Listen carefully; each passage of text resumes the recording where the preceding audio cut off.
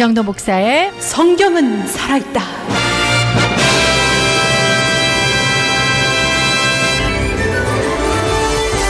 이정도 목사님과 함께 오늘 성경은 살아있다 이야기 함께 나누도록 하겠습니다. 예, 저희가 예전에 이제 사마리아 사람들이 어떻게 시작되는지 다뤘거든요. 네, 맞아요. 예. 아시리아가 이제 거대 제국을 유지하려다 보니까 독립운동을 막아야 하고, 그러다 보니까 독립운동을 안 하게 할 수 있는 방법이 뭐가 있을까? 강제 이주를 시켜서 다 이사 보내가지고 민족을 다 혼합시켜 버리는 거예요. 섞어 버리는 거죠. 그렇게 하면서 탄생하는 혼혈 민족이 돼서 사마리아라는 민족이 탄생하죠.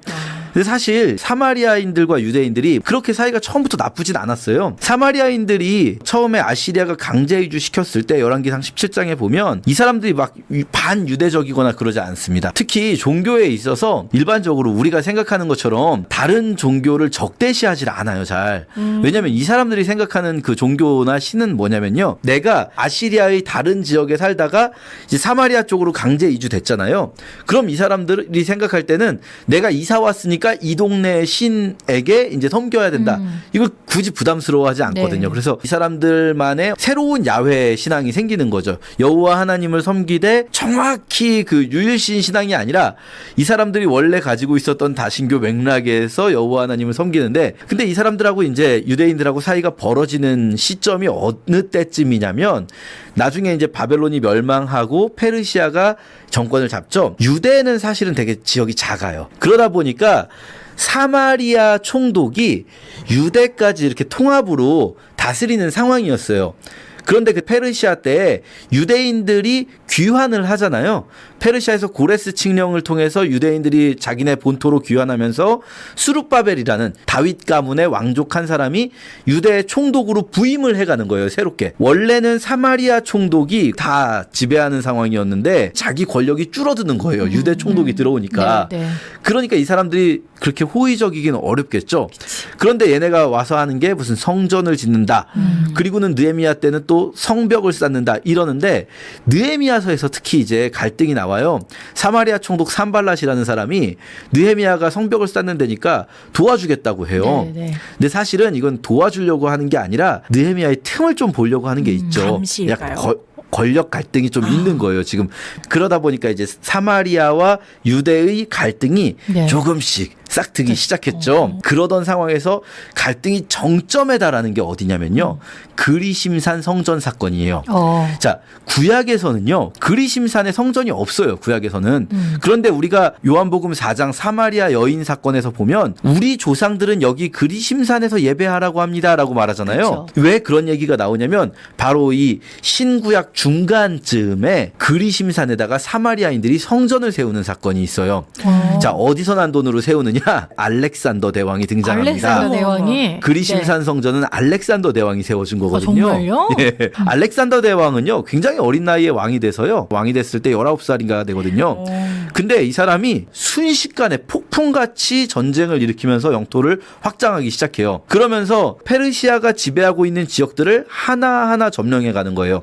특히 이제 이스라엘이 있는 이쪽 그 지중해 동부 해안, 이쪽 레반트 지역이라고 하는데, 이쪽에 있는 도시 국가들을 하나하나 점령할 때 그동안 아무도 점령한 적이 없었던 도시 국가가 있어요. 그게 누구냐면 두로라는 나라예요. 두로가 왜 그렇게 강력하냐면 두로는 섬에 있는 도시예요. 섬 절벽으로 둘러싸인 섬을 통째로 성벽으로 둘러싸버린 거예요.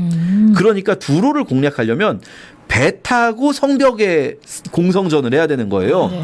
이게 사실은 상식적으로 말이 안 되거든요. 네. 왜냐면 성벽에다가 사다리 놓고 맞아요. 타고 올라가야 되잖아요. 아니면 성벽을 무슨 이렇게 그 거대한 망치 같은 걸로, 그치. 나무 같은 걸로 부수는 걸로. 쾅쾅 부시든지 이런 게 다 불가능해요. 알렉산더 대왕이 그래서 어떻게 하냐면 육지에서부터 바다까지 길을 만들어 버려요. 방조제를 쌓는 거죠. 네. 그러고 나니까 다 항복하는 거예요. 그 지역에 있었던 레반트 지역의 도시국가들이 알렉산더에게 항복을 하고, 그리고 이 해변에 있지 않은 나머지 내륙 쪽에 있는 도시국가들도 갈등이 되는 거죠. 이거 우리가 항복해야 되는 건가 아닌가. 갈등하고 있을 그때 알렉산더는 계속 남쪽으로 내려갑니다. 이집트가 있는 방향으로. 가다 보면 누구랑 부딪히냐면 가사라는 도시가 나와요.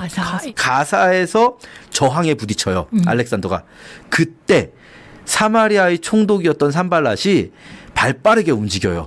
재빨리 알렉산더 편에 섭니다. 원래는 페르시아가 임명한 총독인데 군사 7천을 이끌고 가사로 가요. 알렉산더가 안 그래도 지금 좀 군사가 필요했거든요. 가사를 공성전을 할 때. 그래서 알렉산더가 이제 사마리아 총독 산발랏에게 뭘 원하는가 네. 물었는데 사마리아 총독 산발랏의 사위가 네. 므낫세라는 사람이었는데 이 사람이 유대에 있는 대제사장 가문의 사람이었어요. 그러니까 이 사위가 계속 마음속에 뭐가 있냐면 나도 제사장 역할 좀 해보고 싶은데 뭐 이런 마음이 있어서 자꾸 장인어른한테 얘기를 했던 거죠. 그전부터도. 근데 특히 이제 사실 사마리아 입장에서도 사마리아 사람들도 여호와 신앙을 가지고 있어요. 네. 그런데 여호와 신앙의 성전은 유대에 있어요. 예루살렘에. 이 사람이 장인어른으로서 사위 소원도 들어줄 겸 자기도 자기 백성들을 종교적으로 통합시킬 겸 그치. 성전이 필요한 거예요. 그래서 알렉산더 대왕에게 우리 성전 하나만 지어주십시오. 알렉산더가 흔쾌히 아하. 성전을 지어주면서 생긴 성전이 그리심산 성전이에요. 세겜에. 자, 예. 이러면서 이제 문제가 또 발생합니다. 하나님은 성전 한 군데만 두라고 하셨거든요. 네. 정해진 곳 한 군데만 두라고 하셨는데 지금 성전이 두 군데가 돼버렸잖아요. 그렇죠. 이러면서 유대인과 사마리아의 갈등이 점점 높아지기 시작하는데 네. 문제는 당장은 뭐라 할 수 없어요. 왜냐면 알렉산더가 지어준 건데 뭐 누가 뭐라 하겠습니까 감히. 그러나 시간이 한참 지나서 한 200년쯤 지나서 이 BC 129년에 유대 땅의 마카비 독립혁명이 일어나서 독립국가가 생겨요. 그리고 그 마카비 왕국의 요한 힐카누스라는 왕이 사마리아 쪽을 점령하면서 그리심산 성전을 파괴해 버려요. 그리심산 성전이 사실 유대인들은 한 200년 동안 눈에 가시였던 거예요, 이게. 그리고 파괴해 버리니까 사마리아인들은 이번엔 유대인들을 향해서 너무 화가 나지만 그러나 또 이번엔 유대인이 더 세요. 화는 나는데 어떻게 하지 못하고 있는 상황에서 마카비 왕국도 멸망하고 결국은 로마가 다 지배하게 되는데요. 예수님께서 태어나시고 얼마 안 됐을 때 AD 6년경에 드디어 이 사마리아인들이 복수에 성공합니다. 사마리아인들이 몰래 예루살렘 성전에 숨어 들어가서요. 사람 뼈 같은 것들을 예루살렘 성전에다가 막 부어버리는 거예요. 부정한 것들을 네. 막. 그리고 막 여러 가지 이제 그 이후로 난리가 나기 시작합니다. 사마리아인들이 유대 땅에서 죽고 유대인들이 사마리아 땅에서 죽고 그리고 또 뭐 갈릴리에 사는 유대인들이 예루살렘 성전 방문하려면 사마리아를 지나가야 그렇죠. 되잖아요. 네. 이거 못 가게 사마리아인들이 막 막아버리고 지나가다가 잡아 죽이고 그리고 또 유대인들에게 되게 중요한 절기 중에 하나가 이제 나팔절이라고 해서 신년을 알리는 절기가 있어요. 그럼 네. 신년이 됐을 때 나팔을 쫙 한꺼번에 불어야 되거든요. 그거 못하게 하려고 이게 신년을 알렸을 때 동시에 봉화를 통해서 알려줘야 되는데 봉화를 다 없애버리고 사마리아인들이 막 이런 막 별일이 다 생기는 거예요. 그러면서 유대인들이 유월절을 지키지 못하는 사상 초유의 사태까지 벌어지게 됩니다. 예. 여러분 성경에 나온 내용은 아닙니다. 네. 예, 성경 이 구약의 끝 이후에 신약 직전까지의 일이에요. 이 상황에서 예수님이 사마리아 여인을 만나신 거예요.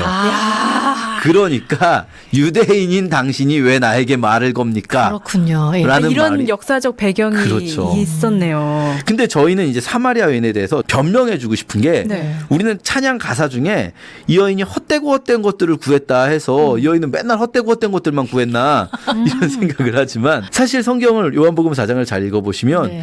이 여인이 구한 것 처음에는 물이었지만 예수님이 범상치 않다, 예언자다라는 걸 깨달은 순간 사마리아 여인이 예수님께 여쭤보는 질문이 전곡을 찌르는 중요한 질문을 해요. 그게 뭐냐면 우리 조상들은 여기 그리심산 성전에서 예배하라고 했었고 당신네 유대인들은 예루살렘에서 예배하라고 하는데 어디서 예배하는 게 맞는 겁니까? 라는 질문을 해요. 네. 이걸 보면 이 여인 마음속에는요. 이 사마리아 사회에서도 받아들여지지 못하고 어디서도 받아들여지지 못하는 내가 하나님께 예배하고 싶습니다.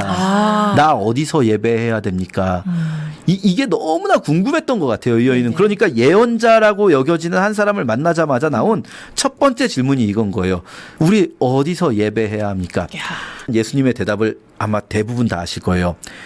이 산도 말고 예루살렘도 말고 하나님께 예배하는 자는 신령과 진리로 예배하라시는 거예요. 영과 진리로 예배하는 것이 네. 하나님을 예배하는 거다. 이 말씀에서 저희는 보통 어떻게 생각하냐면 영으로 예배하는 것, 진리로 예배하는 게 뭘까? 이걸 먼저 궁금해하거든요. 네. 근데 사실 저희가 먼저 봐야 될 부분은 그 부분이 아니라 이 산도 말고 예루살렘도 말고라는 부분에 주목해야 돼요. 네. 네. 여인이 생각하는 예배라는 건 뭐냐면요. 예배의 본질은 뭐냐면 어디서 예배합니까? 해요. 이 여인이 묻는 질문은 예수님은요, 네가 물어봐야 하는 건 어디에서 모여서 예배하느냐가 아니다라고 말씀하시는 거예요. 여인이 생각하는 예배는 사실 뭐 어떤 신을 섬기려면 신의 신전에 모여서 종교 행위를 하는 거죠. 그런데 예수님 말씀하시는 건 뭐냐면요, 예배의 본질, 하나님을 섬기는 예배의 본질은 어느 장소에 사람들이 여럿이 모여서 하는 그것이 본질이 아니라 그 예배자가 영으로 또 진리로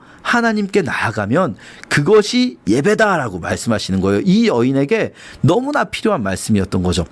사실 예배의 본질이라는 것이 무엇인가 요즘에 저희는 많이 고민하게 되는 것 같아요. 맞아요. 예. 예배의 본질은 결코 장소에 있지 않다. 우린 이 코로나 기간 동안 많이 느끼셨을 것 같아요. 근데 또 이렇게 말씀드리면 그러면 장소는 아예 필요 없고 모임은 아예 필요 없는 것입니까? 그냥 그렇게 쭉 물어볼 수도 유튜브로. 있죠. 예, 이럴 수도 있거든요. 네. 그렇지 않아요. 오해하는 게 본질만 있으면 그럼 나머지 그 본질을 담는 그릇은 아무렇게나 해도 되는 겁니까? 라는 네. 질문이 있을 수 있거든요. 그렇지 않아요.